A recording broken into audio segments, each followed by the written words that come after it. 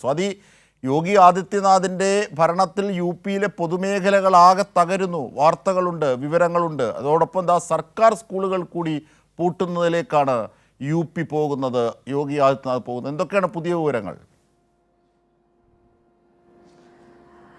അജിംഷാദ്, ഉത്തർപ്രദേശിൽ BJP സർക്കാർ ഭരിക്കുന്ന, യോഗി ആദിത്യനാഥ് ഭരിക്കുന്ന ഉത്തർപ്രദേശിൽ നിന്നാണ് ഇത്തരത്തിലൊരു വാർത്ത വരുന്നത്. ഈ അടിസ്ഥാന വിദ്യാഭ്യാസം പോലും നൽകാൻ കഴിയാത്ത തരത്തിലേക്ക് BJP സർക്കാർ മാറിയിരിക്കുന്നു എന്നുള്ളതിന് ഉദാഹരണമാണ് ഇത്തരം കണക്കുകൾ സൂചിപ്പിക്കുന്നത്. ഏകദേശം 5000-ഓളം സർക്കാർ സ്കൂളുകൾ പൂട്ടുവാനുള്ള നീക്കത്തിലേക്ക് സർക്കാർ കടന്നിരിക്കുകയാണ്. ഇതിൽ പ്രധാനമായി ചൂണ്ടിക്കാണിക്കുന്നത് 50-ൽ താഴെ വിദ്യാർത്ഥികൾ മാത്രമുള്ള സ്കൂളുകളെ മറ്റു സ്കൂളുകളുമായി സംയോജിക്കുന്നതിന്റെ ഭാഗമായാണ് ഇത്തരം നീക്കവുമായി സർക്കാർ മുന്നോട്ട് പോകുന്നത്. മാത്രമല്ല, ഈ ലക്നൌവിലടക്കം 1600-ലേറെ സ്കൂളുകളാണ് ഇത്തരത്തിൽ 50-ൽ താഴെ മറ്റു സ്കൂളുകളുമായി സംയോജിപ്പിക്കുന്ന തരത്തിലേക്കുള്ള നീക്കങ്ങൾ ഉണ്ടാകുന്നത്. 1,40,000-ഓളം വരുന്ന സ്കൂളുകളിൽ 29,000-ൽ അധികം സ്കൂളുകളിലും വിദ്യാർത്ഥികളുടെ എണ്ണം വളരെ കുറവാണ്. 50-ൽ താഴെ മാത്രമാണ് വിദ്യാർത്ഥികൾ ഉള്ളത്. അതോടൊപ്പം തന്നെ മികച്ച നിലവാരം പോലും ഈ സ്കൂളുകൾക്കില്ല എന്നുള്ളതും പല ദൃശ്യങ്ങളിൽ നിന്നും നമുക്ക് വ്യക്തമാകുന്നുണ്ട്.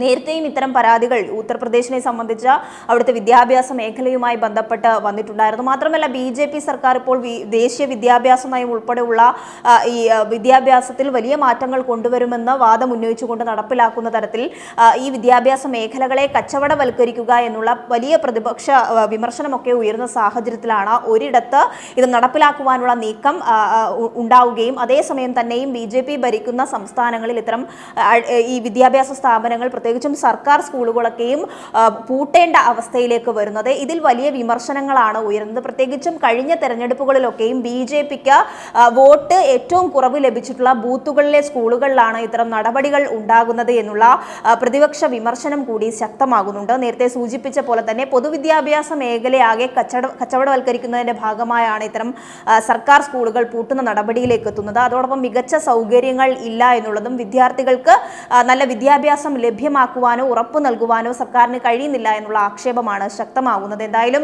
ഈ 5000-ഓളം വിദ്യാഭ്യാസ സ്ഥാപനങ്ങൾ, സർക്കാർ സ്കൂളുകൾ പൂട്ടുക എന്ന് പറയുന്നത് പൊതുവിദ്യാഭ്യാസത്തെ സംബന്ധിച്ച്, അല്ലെങ്കിൽ അവിടുത്തെ ദുർബലരായിട്ടുള്ള ഏറ്റവും താഴ്ത്തട്ടിലുള്ള സാധാരണക്കാരായുള്ള വിദ്യാർത്ഥികളെ സംബന്ധിച്ച് വലിയ ആഘാതമായിരിക്കും ഉണ്ടാക്കുക. അവരുടെ വിദ്യാഭ്യാസം, അടിസ്ഥാന വിദ്യാഭ്യാസം മൂലം നിഷേധിക്കപ്പെടേണ്ട സാഹചര്യത്തിലേക്ക് അവിടുത്തെ വിദ്യാർത്ഥികൾ മാറുന്നു എന്നുള്ളതാണ് വലിയ വിമർശനമായി ഉയരുന്നത്.